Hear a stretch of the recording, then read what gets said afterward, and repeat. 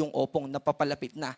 Thursday po ito, posible na makaapekto, lalo na dito sa Eastern Samar. Habang lumalapit po ito, ay yung trough, yung na tinatawag natin, trough of the tropical cyclone, ibig sabihin po ng trough ay yung extension ng kaulapan niya. At yung extension ng kaulapan na yun ay umaabot na sa Eastern Samar. Kaya posible na by Thursday afternoon na makaranas ng mga 50 to 100 millimeters yung mga kababayan natin dito sa Eastern Samar. Samantala, from Thursday ng 5 p.m. hanggang Friday ng 5 p.m. naman, dahil malapit na, yung pinaka-crucial time na makakaapekto sa atin itong si Bagyong Opong ay Friday night hanggang Saturday morning. Kaya naman, Thursday ng 5 p.m. hanggang Friday ng 5 p.m. ay meron na tayong nakataas dito na 100 to 200 millimeters na pag-ulan. Kasama yung Catanduanes, Albay, Sorsogon, Northern Samar, Samar at Eastern Samar. At 50 to 100 naman dito sa mga naka-highlight na yellow. Dito naman sa mga naka-gray, hindi po ibig sabihin na hindi tayo makakaranas ng mga pag-ulan. Makakaranas pa rin po, posible pa rin yung mga pag-ulan dito sa mga naka-gray na color, pero hindi lang kasing lakas o kasing dami ng mga pag-ulan na inaasahan natin dito sa mga may kulay na yellow at orange.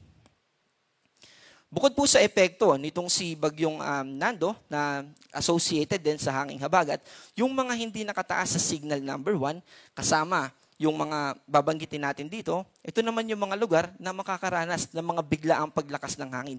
Katulad nung naranasan natin dito sa Quezon City, sa Metro Manila, kaninang hapon. At kasama nga po, simula ngayong gabi hanggang bukas, most of Luzon ay makakaranas ng mga biglaang paglakas ng hangin na up to 88 kilometers per hour. Kasama po dyan yung Western Visayas, Surigao del Norte at Dinagat Islands. And Thursday naman, ito yung maagang date na makakaapekto sa atin si Bagyong Opong. So makakaranas pa rin tayo ng mga pagbayo ng lakas ng hangin o biglang paglakas ng hangin dito sa Batanes, Babuyan Islands, Cagayan, Ilocos Norte at Palawan. Yan po associated sa southwest monsoon or habagat. And then dito naman sa Siquijor, Camiguin, Surigao del Norte, Dinagat Islands, Davao Oriental, Davao del Sur and Davao Occidental. Ito na po yung mga hangin na perhaps ito ay related na dun sa paglapit nitong si Bagyong Opong. Magkakaroon din po si Bagyong Opong ng interaction sa southwest monsoon, kaya magbabanda din ito ng mga pag-ulan sa mga susunod na araw, partikular na sa Friday at sa Saturday.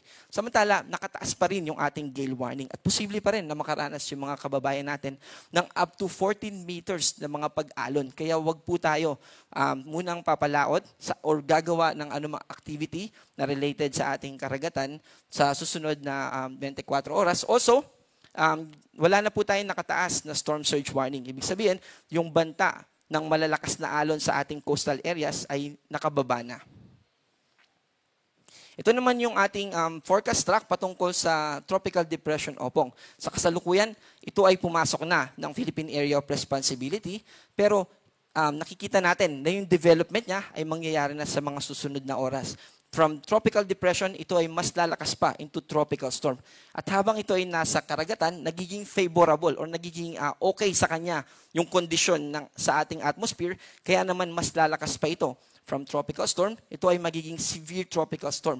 At bago ito mag-landfall, ay makakaranas yung ating mga kababayan. Kapag hindi na magbabago yung intensity niya at severe tropical storm pa rin siya, ay makakaranas tayo ng up to signal number 3. Ibig sabihin ng signal number 3 ay from 89 to 117 kilometers per hour na lakas ng hangin. Also, associated din dito yung dalang kaulapan nitong si Bagyong Opong, kaya gusto rin po natin na ipabatid sa ating mga kababayan na i-anticipate na po natin yung posible na maging epekto nito sa atin at pagandaan na po natin ito lalo na sa Friday at sa Saturday. Ang susunod po natin na Tropical Cyclone Bulletin ay ilalabas natin mamayang 11 p.m. At ang susunod natin na update na live ay mamaya din pong 11 p.m. ating press briefing. Ako po si John Manalo, ang panahon ay nagbabago kaya maging handa at alerto.